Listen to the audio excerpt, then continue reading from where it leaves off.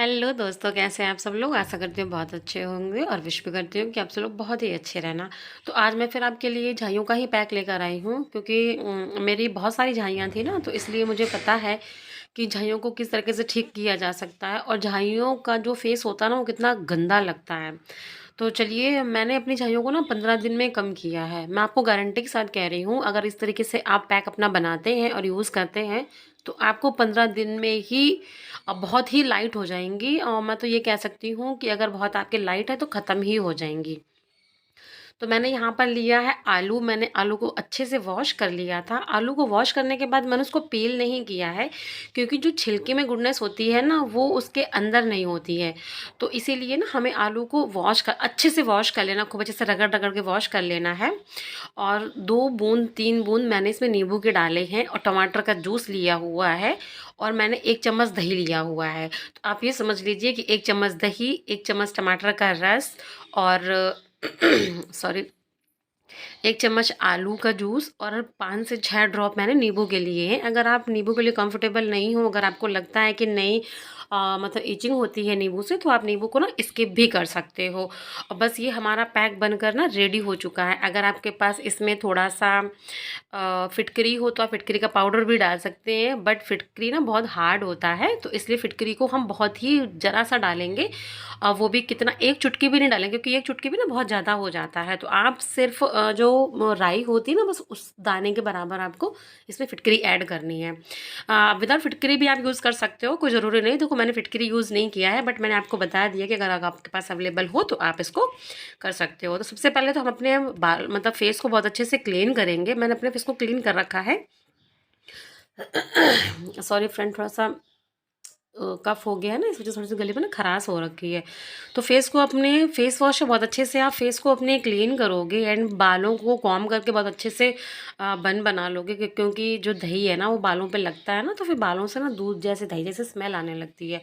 इसलिए मैंने बालों को बहुत अच्छे से बांध लिया है, उसको मैंने बन बना लिया। अब देखिए, मैं अपने फेस पे कितने अच्छे से इसको लगाऊंगी। और मैंने आपसे कई बार बोला है, देखो अब ये तो थिक पेस्ट बन नहीं सकता है ना, ये तो बहुत ही पतला बने, क्योंकि हमने सारे जूसी लिक्विड चीज़ें यूज़ की हैं, तो वो भी लिक्विड लिक्विड रहेगा, वो थिक नहीं हो सकता है। इसलिए मैंने इसको ना ऐसे, देखो पतला पतला सा मैंने लगा लिया है। और इसको बहुत अच्छे से आप लगाएंगे। देखो मेरे ना फोरहेड पे, नोज़ पे, चिन पे, अपर लिप में बहुत सारी ज़्यादा, बहुत ही ज़्यादा झाइयाँ थी। तो अब मेरी झाइयाँ बहुत ही कम हो गई हैं। तो अब मैंने देखो इसको एक बार कोड लगा लिया है। अब मैं ये कोड लगा चुकी हूँ। अब मैं इसको कम से कम 10 से 15 मिनट के लिए ऐसे ही रखूँगी। और जब ये मेरा जो पेस्ट है ना, जब ये सूख जाएगा, तो मैं इसको डबल कोड करूँगी, क्योंकि इसको डबल कोड करना ज़रूरी है, क्योंकि हमने ना इसको बहुत ही पतला किया है। देखिए, मेरा वो कोड सूख गया है, उसके बाद मैंने इसको डबल कोड फिर किया है। अब आप ये कहेंगे कि इसमें आलू का जूस पड़ा हुआ है तो वो पेस्ट काला हो जाएगा। कुछ भी काला नहीं होगा। आप एक बार बस ट्राई करके देखिएगा, वो कुछ भी काला नहीं करेगा। आप बस ट्राई करिए, और जिस तरीके से मैं बता रही हूँ प्लीज़ आप वैसे ही ट्राई करिएगा। तो 15 दिन में आप मुझे खुद कमेंट करोगे कि नहीं दीदी, आपने बहुत ही सही बताया है और ये वर्क करता है। तो अब इसको सिर्फ 5 मिनट के लिए आपको रखना है। जब ये हल्का सा ड्राई हो जाए, हल्का सा जब आपको लगे इस अंदर कि नहीं अब इचिंग हो रही है, तो बस हल्का सा उसको हल्के हल्के अपने हाथों से इसको ना रब करना है। हमें इसको ना बहुत ज़्यादा प्रेशर के साथ रब नहीं करना होता है, क्योंकि इसमें लेमन पड़ा हुआ है, इसलिए मतलब रेड से रैसेस हो सकते हैं, जिसको अगर नहीं सूट करेगा उसको, उसके लिए बता रही हूँ। वरना इसमें इतनी सारी चीज़ें पड़ी हुई हैं, लेमन इसमें रिएक्ट नहीं करेगा, बस सिर्फ वो वर्क करेगा। क्योंकि देखो, आलू भी ब्लीचिंग प्रॉपर्टी होती है, दही में भी होता है, और लेमन में भी होता है, और टमाटर में भी होता है। हमने ये सारी चीज़ें यूज़ की हैं। तो आप इसको आप सिंगल भी दही लगाते हो तो देखो कितना अच्छा ब्लीचिंग मतलब इफ़ेक्ट आता है फेस पे, और टमाटर से भी आता है। तो इसलिए मैं आपको रिक्वेस्ट करना चाहूँगी कि आप एक बार इसको ट्राई करो, एक बार ट्राई करो, उसके बाद आप मुझे इसका रिज़ल्ट ज़रूर बताना। उसके बाद देखो, मैंने फेस को वॉश नहीं किया है, मैंने कपड़े से इसको फेस को मतलब सिर्फ क्लीन किया है, कॉटन के उससे क्लीन कर लिया है। रोज़ वाटर हमने स्प्रे किया है इसमें। रोज़ वाटर स्प्रे करने के तुरंत बाद हम इसमें एलोवेरा जेल यूज़ करेंगे। एलोवेरा जेल से हम हल्के हाथों से मसाज करेंगे।